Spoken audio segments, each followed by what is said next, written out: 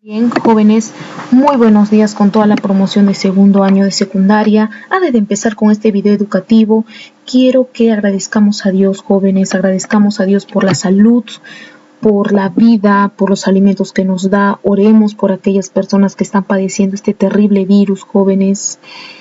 Siempre pidamos a Dios por nuestros familiares, por nuestros conocidos, nuestros amigos, jovencitos, y que esto nos deje una muy buena lección de vida, jóvenes. Alentémonos entre nosotros. Recordemos siempre la frase de Eduardo Galeano: personas pequeñas en lugares pequeños, haciendo cosas pequeñas, podemos cambiar el mundo, jovencitos. Ahora sí vamos a entrar a la explicación. En la última clase explicamos el Imperio Romano de Occidente y este cae en el año 476 después de Cristo. Bien, y un milenio más va a sobrevivir el Imperio Romano de Oriente. El tema de hoy, pues, ¿no? El tema de hoy. Bien, aquí yo les he colocado, bien, entre paréntesis, Imperio Bizantino. ¿Pero qué relación tendrá? Pues bien, el Imperio Romano de Oriente también es conocido como el Imperio Bizantino. ¿Pero a quién se le debe esta expresión? Esta expresión se le debe al historiador Hieronymus Wolff. Bien, ¿y quién va a difundir aún más esta expresión? Va a ser el filósofo de la Ilustración, Montesquieu. Bien, entonces, que esto nos quede como cultura general. Pasamos a otros datos importantes. El Imperio Romano de Oriente logró sobrevivir casi un milenio más. Bien, entonces eso ya nos queda claro. Bien, ¿cuál es la capital? Su capital era Constantinopla. Bien, aquí me voy a detener un poco para explicar. Constantinopla también es conocido como un lugar estratégico. Bien, y esto lo vamos a explicar en este gráfico. Bien, Constantinopla, como pueden apreciar ustedes aquí en el gráfico, se encuentra en medio de dos continentes, Asia y Europa. Por lo tanto, esto lo vuelve un lugar estratégico, porque sirve de intercambio comercial y cultural entre ambos pueblos. Bien, nos queda claro. Pasamos al segundo punto. Si vamos a hablar del Imperio Bizantino, o también conocido como el Imperio Romano de Oriente, tenemos que hablar de un personaje muy importante. Este emperador, ¿no?, que dejó un gran legado a la historia y a la actualidad. Y este es Justiniano. Bien, Justiniano no solo va a ser un personaje que quedó olvidado, ¿no? Este personaje, ¿no?, dejó un legado muy importante a la actualidad, y este va a ser el Código de Justiniano. ¿Cuál va a ser la importancia del Código Justiniano en la actualidad? Pues va a servir de base para el aparato jurídico y legal actualmente. Bien, ahora vamos a hablar sobre las tres obras más significativas y más importantes de Justiniano. La primera es: clasificó y editó leyes romanas, el famosísimo Código de Justiniano. Tercero, mejoró la recaudación de impuestos. Va a mejorar una buena y correcta administración de ellos. Bien, embelleció la ciudad de Constantinopla. Justiniano aquí realmente se va a lucir, ¿no? Y va a mandar a crear la Basílica de Santa Sofía, una reliquia, ¿no?, algo muy hermoso. Se encuentra en Turquía, en Estambul, actualmente, ¿no? Y actualmente sirve como museo. Bien, pasamos al tercer punto, el Estado imperial. O sea, vamos a hablar un poco de política. ¿Qué tipo de política había, ¿no? El emperador, considerado como representante de Dios en la tierra. Miren, cómo se le consideraba al emperador, ¿no? Y a esto se le conoce como monarquía, ¿no?, teocrática. Como monarquía teocrática. A ver, vamos a colocar aquí las tildes para... Muy bien.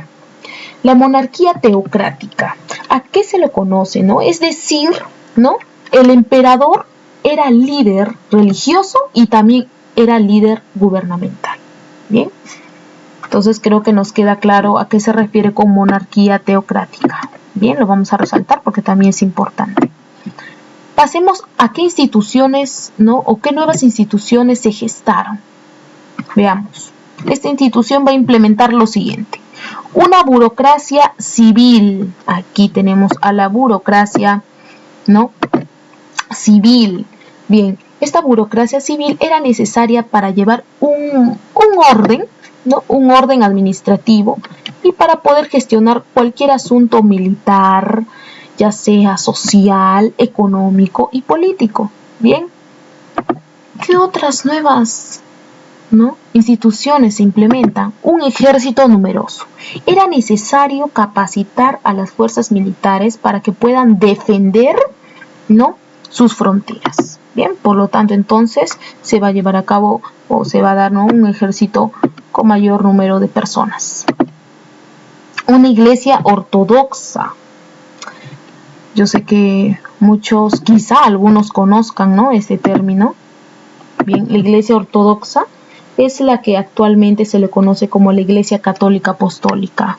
Bien, pasamos al cuarto punto: sociedad y economía bizantina. Bien, como en todo acontecimiento de la historia, siempre cuando se habla en el ámbito social hay una serie de clasificaciones por estratos. Bien, bueno, aquí lo he mencionado, ¿no? Yo sé que esto es muy fácil de entender. Bien, en primera instancia y a la cabeza estaba la aristocracia, la alta aristocracia terrateniente. Aquí me olvidé colocar terrateniente. Bien, eso estaba a la cabeza, ¿no? Continuaba el clero. Bien, pasábamos a la burocracia, ¿no? Como cuarto lugar estaban los comerciantes. En quinto lugar estaban los campesinos. Y por último estaban los siervos y los esclavos. Bien, entonces es la clasificación de estratos sociales, ¿no?, y económicos, ¿no? Esa era la clasificación de acuerdo al nivel económico que tenías, ¿no?, y el nivel de parentesco que tenías con los allegados, pues, ¿no?, los que tenían altos cargos. Bien, pasamos al conflicto religioso. ¿Por qué he colocado conflicto religioso como un punto importante? Y punto 5 es porque en el Imperio Romano de Oriente, ¿no?, se va a llevar a cabo un conflicto, bien, un conflicto religioso. Bien, y esto va a desencadenar a que haya diferentes instituciones, ¿no?, o diferentes organismos. Por ejemplo, se gesta aquí los iconoclastas. ¿Quiénes eran este grupo de personas, ¿no? Estuvieron en contra de imágenes religiosas. Cualquier tipo de imágenes para ellos iba en contra de sus principios, iba en contra de sus creencias. Bien, el cisma de Oriente. El cisma de Oriente va a dividir la cristiandad en dos, en occidental y oriental. Entonces, desde aquí ya nos damos cuenta que había un conflicto religioso. Bien. Arte y cultura bizantina. Lo que ya les había comentado, por ejemplo, la máxima expresión de arte en el Imperio Bizantino, ¿no?, y gracias a Justiniano, va a ser la creación de la Basílica de Santa Sofía. Bien, esta creación, ¿no?, esta estructura es muy reconocida en Estambul. Bien, decadencia del imperio. Pues bien, a ver acá. Finalmente, vamos a hablar, yo lo he clasificado por siglos para poder entender y comprender muy bien. Bien, a ver, en el siglo VI, los lombardos invaden Italia y los visigodos expulsan a los bizantinos. ¿Quiénes eran los famosísimos lombardos? Eran un grupo de personas que venían de Germania, ¿no? Eran germánicos, grupos germánicos, ¿bien? Estos famosos bárbaros, pues, ¿no? Invaden primero Italia, o sea, para ingresar al Imperio Romano de Oriente, pasaron primero por Italia, ¿bien? Y los visigodos que ya estaban, ¿no?, que ya estaban en el Imperio Romano, ¿no?, ingresan, irrumpen, ¿no?, y van a expulsar a los bizantinos, ¿bien? Pasamos al siglo VII y siglo VIII. Los musulmanes. Veamos, ¿qué hacen entonces los musulmanes? Bien, pero previo a esto, ¿no? Nosotros ya, creo que eso no lo expliqué, pero en el año 560, ¿no? En el mar Mediterráneo, prácticamente el mar Mediterráneo se convirtió en un campo de batalla, ¿no? ¿Para quiénes? Para los bizantinos y los musulmanes, ¿no? Y finalmente los musulmanes llegan a ocupar el sur y el este del mar Mediterráneo, ¿no?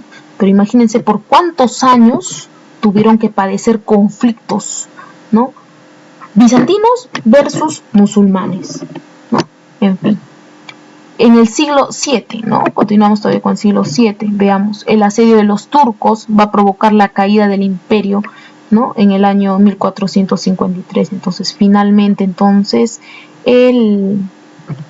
la toma de Constantinopla por los turcos se considera como el fin de la caída de la Edad Media y el comienzo de la Edad Moderna, ¿no? Entonces, finalmente, entonces es así como termina, ¿no? El Imperio Romano de Oriente, jóvenes. Muchas gracias.